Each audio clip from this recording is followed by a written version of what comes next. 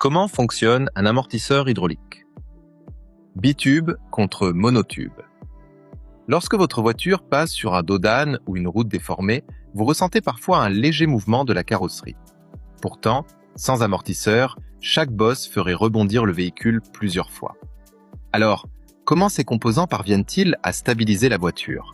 C'est ce que nous allons découvrir aujourd'hui. Commençons par comprendre leur rôle. Les ressorts de suspension absorbent les chocs en stockant une partie de l'énergie générée lorsque la roue rencontre une irrégularité. Mais une fois le choc passé, cette énergie est restituée, ce qui ferait rebondir la voiture en permanence si rien ne venait la dissiper. C'est précisément le rôle des amortisseurs. Ils transforment cette énergie en chaleur grâce à un circuit hydraulique, ce qui limite les oscillations de la suspension et permet aux pneus de rester en contact avec la route. Résultat, une meilleure tenue de route, plus de confort et davantage de sécurité. Voyons maintenant comment fonctionne le type d'amortisseur le plus répandu, l'amortisseur bitube. Comme son nom l'indique, il est constitué de deux cylindres. Le premier est appelé cylindre de travail, dans lequel se déplace le piston. Le second sert de réservoir d'huile. La tige de piston est fixée à la carrosserie, tandis que le corps de l'amortisseur est relié à la suspension. Lorsque la roue monte à cause d'une bosse, la tige de piston pénètre dans le cylindre. Comme l'huile est pratiquement incompressible, elle doit circuler pour laisser de la place à la tige. Pour cela, elle traverse une soupape de compression située à la base de l'amortisseur.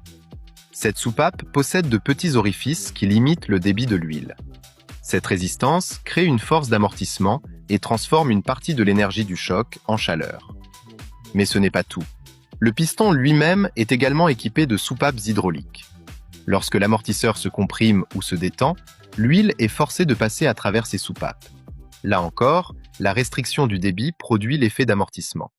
Les ingénieurs conçoivent généralement ces soupapes pour que la résistance soit plus importante en détente qu'en compression. Cela permet de mieux contrôler le retour du ressort et d'éviter que la voiture ne rebondisse après chaque irrégularité. En résumé, un amortisseur bitube dissipe l'énergie grâce au passage contrôlé de l'huile entre ses différentes chambres. Passons maintenant à l'amortisseur monotube. Son principe est similaire, mais sa conception est différente. Comme son nom l'indique, il ne possède qu'un seul cylindre.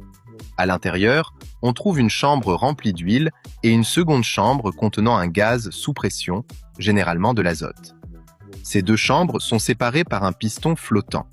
Lorsque la tige de piston entre dans l'amortisseur, elle réduit le volume disponible pour l'huile. Au lieu d'envoyer l'huile vers un réservoir externe comme sur un bitube, la pression pousse le piston